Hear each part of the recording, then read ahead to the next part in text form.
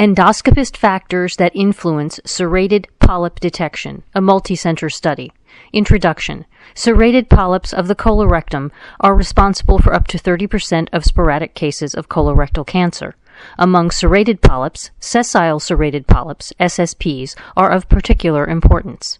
SSPs are the most common premalignant serrated polyp and are distinct from conventional adenomas in terms of their morphology and endoscopic features, histology, biology, and behavior.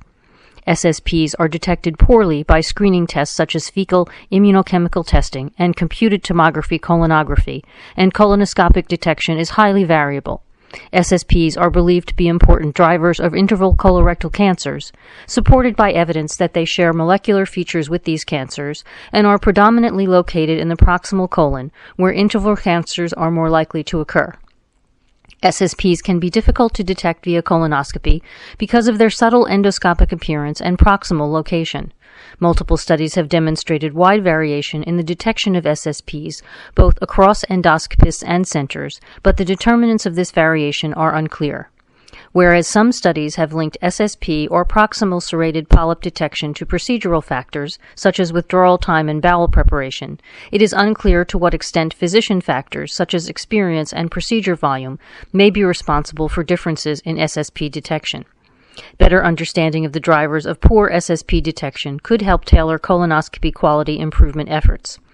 The authors aim to measure endoscopic detection rates of serrated polyps in a large, multicenter cross-sectional study of colonoscopy quality to assess possible contributors to variation in serrated polyp detection across physicians. Background. Serrated polyps are important colorectal cancer precursors that are variably detected during colonoscopy. The authors measured serrated polyp detection rate, SPDR, in a large, multicenter, cross-sectional study of colonoscopy quality to identify drivers of SPDR variation. Methods. Colonoscopy and pathology reports were collected for a 2-year period, October 2013 to September 2015, from 4 sites across the United States. Data from reports, including size, location, and histology of polyps, were abstracted using a validated natural language processing algorithm. SPDR was defined as the proportion of colonoscopies with greater than or equal to 1 serrated polyp, not including hyperplastic polyps. Multivariable logistic regression was performed to determine endoscopist characteristics associated with serrated polyp detection. Results. A total of 104,618 colonoscopies were performed by 201 endoscopists who varied with respect to specialty. 86% were gastroenterologists. Sex, 18% female. Years in practice, range 1 to 51. And number of colonoscopies performed during the study period, range 30 to 2,654. The overall mean SPDR was 5.1%. SD 3.8%, range 0 to 18.8%.